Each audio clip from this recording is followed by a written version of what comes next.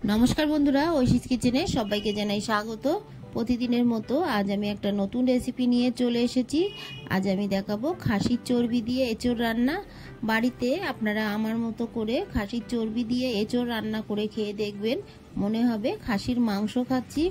এঁচোড়কে এমনিতেই বলে গাছপাঠা, তবে এঁচোড়ের চর্বি দিয়ে রান্না করে খেলে পুরোটাই মনে হবে আমরা খাসির মাংস খাচ্ছি।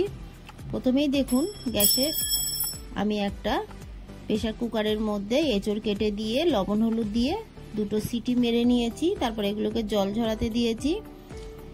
এরপর একটা কড়া বসিয়ে দিয়ে এর মধ্যে সর্ষের তেল দিয়ে দিলাম। এই তেলটাকে খুব ভালো করে গরম করে নেব। তেলটা গরম হয়ে গেলে এর মধ্যে একটা গোটা শুকনো লঙ্কা ফোড়ন দিলাম, আর দিয়ে দিলাম তেজপাতা ফোড়ন, দিয়ে দিলাম হাফ টিস্পুন গোটা জিরে ফোড়ন। এরপর আমি দিয়ে দেবো জয়িত্রী ফুলকে হাত দিয়ে একটু ভেঙে দিয়ে দিলাম। ফোড়নটা একটু ভাজা হলে এর মধ্যে আমি দিয়ে দেবো কুচানো পেঁয়াজটাকে দিয়ে বেশ কিছুক্ষণ ভালোভাবে আমি নেড়ে নেব।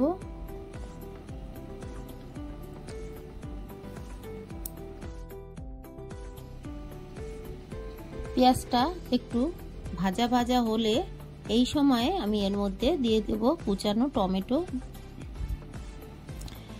একটা বড় সাইজের টমেটো আমি কেটে দিলাম। এর মধ্যে অল্প একটু লবণ দিলাম, দিয়ে ভালো করে ভেজে নেব। টমেটো ভাজার সময় লবণ দেবেন, তাহলে দেখবেন টমেটোটা খুব তাড়াতাড়ি নরম হয়ে যাবে আর তাড়াতাড়ি টমেটোটাকে ভেজে নেওয়া যাবে। দেখুন, টমেটোটা পেঁয়াজটা ভাজা হলে এর মধ্যে দিয়ে দিলাম আদা রসুন, দিয়েছি কাঁচা লঙ্কা আর দিয়েছি গোলমরিচ। এগুলোকে মিক্সিতে ভালো করে পেস্ট করে নিয়েছি। আপনারা আপনাদের পরিমাণ মতো দেবেন। ভালো করে একটু নেড়ে নেব।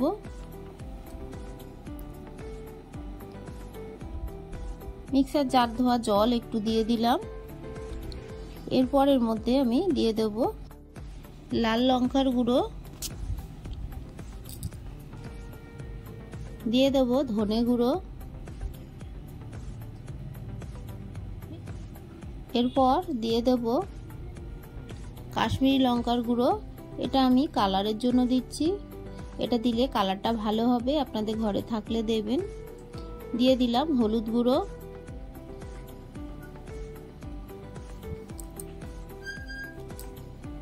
দিয়ে দেব জিরে গুঁড়ো, সবশেষে লবণ দিলাম। দিয়ে খুব ভালো করে মশলাটাকে আমি কষিয়ে নিয়েছি অফ ক্যামেরায়। মশলাটাকে ভালো করে কষিয়ে নেওয়ার পর খাসির চর্বিগুলো দিয়ে দেব। ভালো করে ধুয়ে ছোট ছোট করে কেটে নিয়েছি। তবে আপনারা চাইলে চিকেন দিয়েও রান্নাটা করতে পারেন বা খাসির মাংস দিয়েও রান্নাটা করতে পারেন, ভালো লাগে এঁচোড় এইভাবে রান্না করে খেলে। চর্বিটাকে খুব ভালো করে আমি কষিয়ে নেব।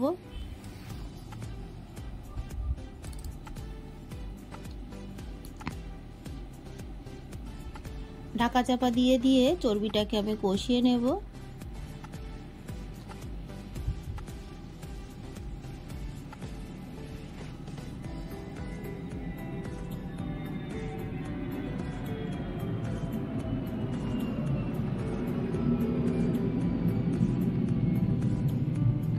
দেখুন, চর্বি দিয়ে তেল বেরিয়ে গেছে। চর্বিটাকে খুব ভালো করে আগে রান্না করে নেবেন, চর্বিটাকে আগে সেদ্ধ করে নেবেন। দিয়ে দিলাম একটু জল, যেহেতু এঁচোড়টা আমার সেদ্ধ করা আছে তাই আমি চর্বিটাকে খুব ভালো করে আগে রান্নাটা করে নিলাম। এরপর এর মধ্যে দিয়ে দেব আগে থেকে সেদ্ধ করে রাখা এঁচোড়, আর তার সঙ্গে আলু আছে। এঁচোড় আর আলু আমি দিয়ে দিলাম, দিয়ে ভালো করে আমি কষিয়ে নেব। বাড়িতে একবার হলেও আপনারা এইভাবে বানাবেন এঁচোড়, দেখবেন কতটা ভালো লাগে। দিয়ে দেব লবণ। এঁচোড় সেদ্ধ করার সময় কিন্তু আমি লবণ হলুদ দিয়েছি, তাই প্রথমে খুব বেশি লবণ দেবেন না, আস্তে আস্তে লবণটা চেখে তারপরে দেব বেশি করে।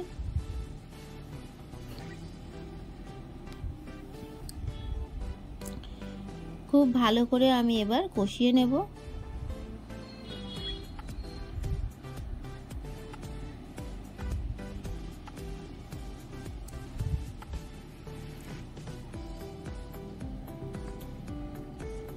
আপনারা যারা আমার এই চ্যানেলে রান্নাটা প্রথম দেখছেন, প্লিজ আমার চ্যানেলটিকে সাবস্ক্রাইব করে দেবেন, তাহলে আমি যখন কোনো নতুন ভিডিও ছাড়বো আপনাদের কাছে পৌঁছে যাবে।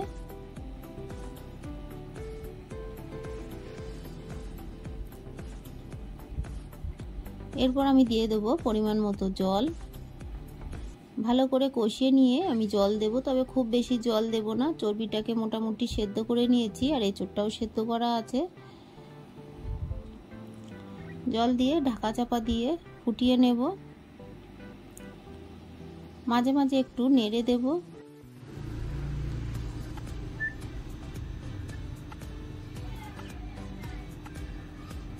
দেখুন এঁচোড়গুলো সেদ্ধ হয়ে গেছে আর এঁচোড়গুলো গোটা গোটা আছে। এরকম ভাবেই কিন্তু আপনারা প্রেসার কুকারে সিটি মারবেন, খুব বেশি সেদ্ধ করে নেবেন না, তাহলে রান্নাটা করার সময় পুরোটা এঁচোড় ঘেটে যাবে, তখন খেতে ভালো লাগবে না। আমি 2টো সিটি মেরেছি। আপনাদের প্রেসার কুকারে যদি একটা মারলে হয় বা 2টো বা 3টে, আপনাদের যেমন মারলে হয় সেই মতো মেরে এঁচোড়গুলোকে গোটা গোটা রাখবেন। স্বাদ অনুযায়ী আমি আরও একটু লবণ দিলাম। দেখুন খুন্তি দিয়ে এঁচোড়গুলোকে একটু ঘেটে ঘেটে দিচ্ছি, তাহলে গ্রেভিটা একটু ঘন হবে। একটু চেখে দেখে নিলাম সবকিছু ঠিক আছে।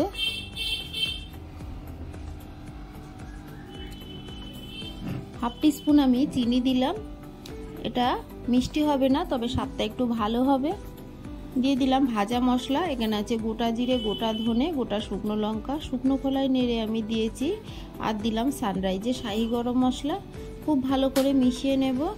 তবে আমি চিনিটা দিয়েছি, আপনারা চাইলে নাও দিতে পারেন। যারা চিনি খান না তারা মিষ্টিটা দেবেন না। ভালোভাবে মিশিয়ে আমি নিলাম, নিয়ে গ্যাসের ফ্লেমটাকে অফ করে দেব। বাড়িতে একবার হলেও এইভাবে খাসির চর্বি দিয়ে এঁচোড় রান্না করে খেয়ে দেখবেন। ওপর থেকে আমি ভাজা মশলা একটু ছড়িয়ে দিলাম। আমার এই রেসিপিটি আপনাদের ভালো লাগলে প্লিজ আমার চ্যানেলটিকে সাবস্ক্রাইব করে পাশে থাকা বেল আইকনটি ক্লিক করে দেবেন, তাহলে আমি যখন কোনো নতুন ভিডিও ছাড়বো আপনাদের কাছে পৌঁছে যাবে। রেসিপিটি ভালো লাগলে একটা লাইক করতে ভুলবেন না। রেসিপিটি কেমন লাগলো আমাকে কমেন্ট করে জানাবেন। ভালো থাকবেন, সুস্থ থাকবেন। আবার দেখা হবে পরের ভিডিওয়। পুরো ভিডিওটা দেখার জন্য সবাইকে জানাই অসংখ্য অসংখ্য ধন্যবাদ।